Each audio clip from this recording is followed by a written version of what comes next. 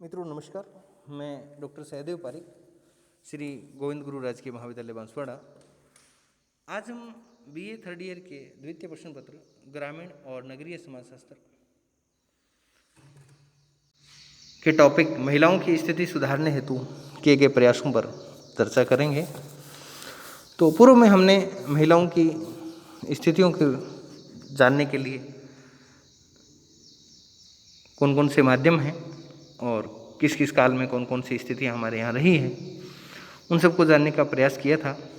आज हम स्त्रियों की स्थिति को या महिलाओं की स्थिति को सुधारने हेतु प्रयासों की चर्चा करेंगे। तो स्त्रियों की स्थिति में सुधार के लिए जो प्रयास 19वीं शताब्दी में किए गए थे और उसके बाद जो सुधार आंदोलन या विद्वानों का जो योगदान, चाहे वो महर्षि दयानंद सरस्वती का हो, ईश्वर चंद्र विद्यासागर जी का हो या कर्वे का हो, सब प्रकार के आंदोलनों के माध्यम से महिलाओं की स्थिति के सुधार के लिए जो प्रयास किए गए उनका हमने उल्लेख किया। आज हम 20वीं शताब्दी के सुधार आंदोलनों का जिक्र करेंगे, उल्लेख करेंगे। तो 20वीं शताब्दी के वे सुधार आंदोलन जो भारत के स्वतंत्र होने से पूर्व हुए थे तथा बाद में कुछ अधिनियम बने थे, उनको समस्त प्रयासों को हम 3 भागों में वर्गीकृत कर सकते हैं।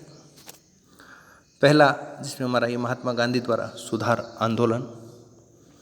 महात्मा गांधी ने स्त्रियों की समस्याओं को समझा और 19वीं शताब्दी के समाज सुधारकों का आपने काफ़ी समर्थन किया और गांधी जी ने स्त्रियों की स्थिति को सुधारने के कार्यक्रमों को स्वतंत्रता के राष्ट्रीय आंदोलन में एक अंग बना लिया था, उसको हिस्सा दे दिया था। और महात्मा गांधी प्रतिवर्ष राष्ट्रीय कांग्रेस के माध्यम से, जो इंडियन नेशनल कांग्रेस थी, उसके माध्यम से ब्रिटिश सरकार को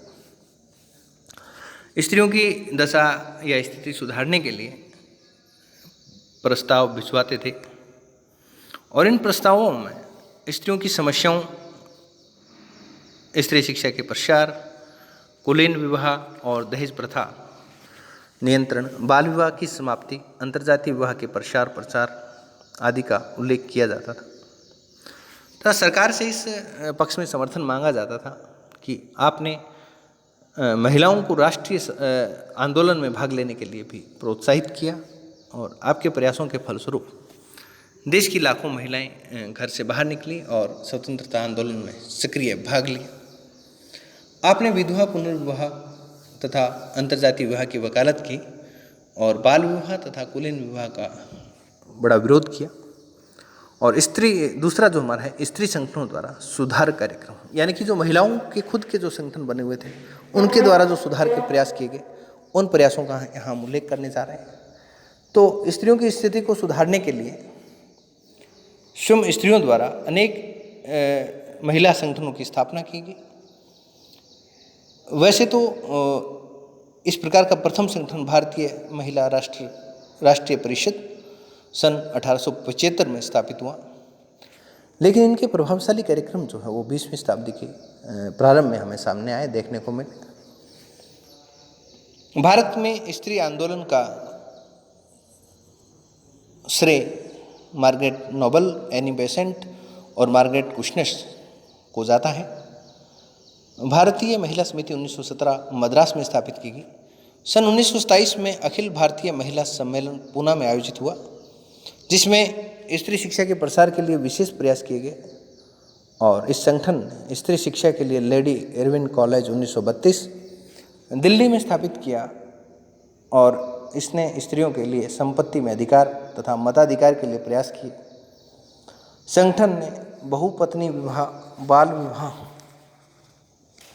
दहेज प्रथा आदि के विरोध में भी आंदोलन किए और उपयुक्त संगठनों के अतिरिक्त विश्वविद्यालय महिला संघ, भारतीय ईसाई महिला मंडल और अखिल भारतीय स्त्री शिक्षा संस्था और कस्तूरबा गांधी राष्ट्रीय स्मारक ट्रस्ट ने भी भारत में स्त्रियों की स्थिति को सुधारने के लिए उल्लेखनीय कार्य किए हैं।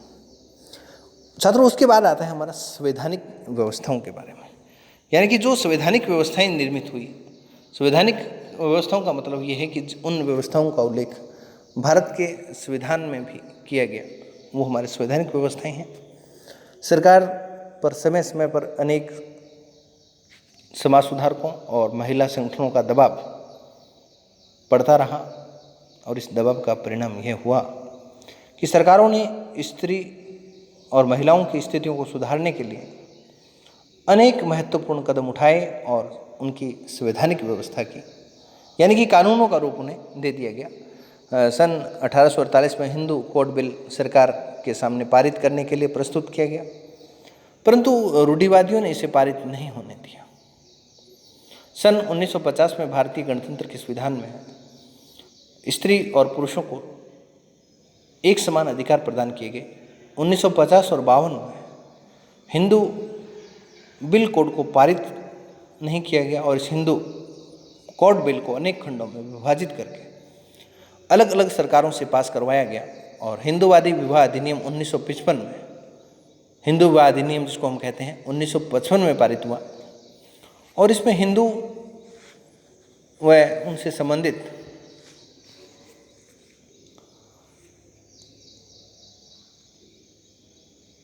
एक प्रकार का जो विशेष विवाह अधिनियम है वो 1954 में पारित हुआ। इसमें हिंदू विवाह से संबंधित अनेक अधिकार पुरुषों के समान ही स्त्रियों को प्राप्त हुए। एक विवाह का नियम जो बन गया था। विवाह विच्छेद के लिए भी कुछ प्रावधान दिए गए थे। पृथक्करण और विवाह विच्छेद का अधिकार निश्चित कारणों के आधार पर जो केवल पहले पुरुषों के पास था वो अब पुरुषों और महिलाओं दोनों के पास हो गया, यानी कि समान रूप से विवाह विच्छेद और पृथक्करण का अधिकार जो है उतना ही अधिकार महिलाओं को है जितना पुरुषों को है। पहले ये था कि पुरुषों को ज़्यादा अधिकार था, पुरुषों के पक्ष में ज़्यादा अधिकार थे और महिलाओं को कम अधिकार थे, लेकिन इस कानून ने जो है वो पुरुषों और महिलाओं को इन अधिकारों के दृष्टिकोण से सबको समान कर दिया गया। अंतर्जातीय विवाह को कानूनी रूप से मान्यता दी गई और समय समय पर विवाह की आयु निश्चित करके बाल विवाह पर रोक लगा दी गई और बाल विवाह निरोध के बाद वर की आयु 21 वर्ष और वधू की विवाह की आयु 18 वर्ष निर्धारित कर दी गई है। इससे कम उम्र में विवाह जो किया जाता है वो कानूनन अपराध है। इस बाल विवाह के अपराध के विषय में जब हम बात करते हैं तो हम आपको एक बात बताएंगे कि इसमें ये है कि विवाह होने के बाद अपराध माना जाता है और जब तक विवाह नहीं हो तब तक अपराध नहीं है, और विवाह हो जाने के बाद अपराध मान लेने के बाद विवाह तो हो ही गया ना। तो इससे हिंदू उत्तराधिकार अधिनियम, दहेज निरोधक अधिनियम और सुधार के लिए अनेक अधिनियम जैसे हिंदू उत्तराधिकार अधिनियम 1956, स्त्रियों और कन्याओं का अनैतिक व्यापार अधिनियम 1956, हिंदू नाबालिग और संरक्षकता अधिनियम 1956, मातृत्व लाभ अधिनियम 1961 और अपराधी संशोधन अधिनियम 1983 आदि पारित किए गए। और जहाँ तक सैद्धांतिक और कानूनी प्रावधानों की बात है तो उसके अनुसार तो भारत में हिंदू स्त्री की सामाजिक और राजनीतिक स्थिति सुदृढ़ हो गई है, परंतु इसका जो व्यवहारिक पक्ष हम जो देख रहे हैं वो आज भी काफ़ी कमज़ोर है। यानी कि जिस प्रत्याशित रूप में हम जिस कामयाबी की या जिस लाभ की आशा करते हैं वो लाभ अभी तक हमें नहीं मिला है। तो उसके बाद हम बात करेंगे महिला कल्याण के विषय में। तो भारत में जो महिलाओं की स्थिति है उसके अध्ययन में समय समय पर अनेक सरकारी और गैर सरकारी संगठन लगे हुए हैं और सरकार ने 1971 में इसी काम के लिए committee of status of women in India गठित की थी। और इस कमेटी के जो रिकमेंडेशंस थे, जो सुझाव थे, वो 1975 में आए और सरकार ने अनेक अधिनियम इस कमेटी के सुझाव के आधार पर बनाए। पंचवर्षीय योजनाओं के द्वारा भी महिला कल्याण के कार्य किए गए। उसके बाद जो विशेष कार्य थे वो थे हमारी कानूनी व्यवस्थाएं। तो कानूनी व्यवस्थाओं को जो संवैधानिक व्यवस्थाएं हमने पढ़ी थी उससे मिलते जुलते ही जो अधिकार हैं उनका हम विस्तृत थोड़ा विवेचन यहाँ पर करेंगे। तो शिशु गृहों की व्यवस्था, संबंधित कानून सन 1976 में बनाया गया था और इसके अनुसार 30 स्त्री श्रमिक वाले कारखानों में शिशु गृह का होना आवश्यक माना गया है। यानी कि जिस भी मिल या कारखाने में 30 से अधिक महिलाएं काम करती हैं तो वहाँ पर एक शिशु गृह का होना, उसकी स्थापना करना जरूरी माना गया। समान वेतन अधिनियम ये सन 1976 में पारित किया गया और इस अधिनियम के द्वारा स्त्री और पुरुष के लिए समान वेतन की व्यवस्था की गई और लिंग के आधार पर नौकरी तथा अन्य मामलों में स्त्री और पुरुषों के साथ कोई जो भेदभाव जो होता था उसको निषेध कर दिया गया है। हिंदू विवाह अधिनियम 1955, ये मैंने आपको पूर्व में भी बता दिया था। दहेज निरोधक अधिनियम 1961 में और इसके बाद संशोधन करके 1986 में इसको और अधिक प्रभावी और कठोर बनाने का प्रयास जो किया गया है। बाल विवाह निरोधक अधिनियम में संशोधन 1978 में किया गया और अब लड़की और लड़के की विवाह की आयु जो निर्धारित है, विवाह के वर की आयु 21 वर्ष और लड़की की आयु 18 वर्ष है।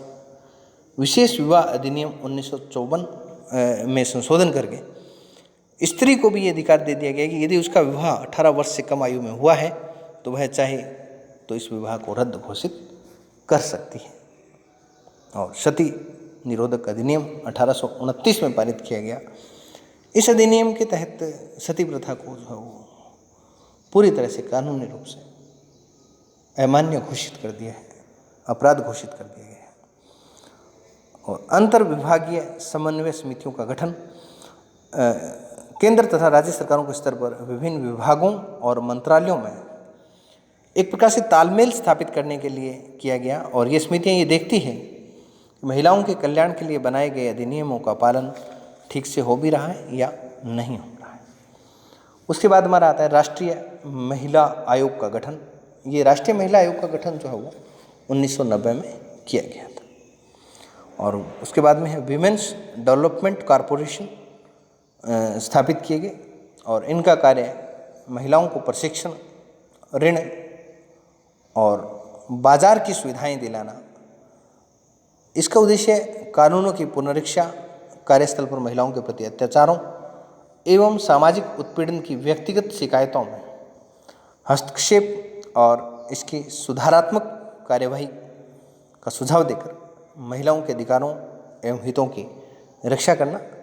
और बाकी के जो सुधार कार्यक्रम हैं या जितने भी प्रकार के जो योजनाएं हैं उनके विषय में हम आने वाले वीडियो में विस्तार से चर्चा करेंगे।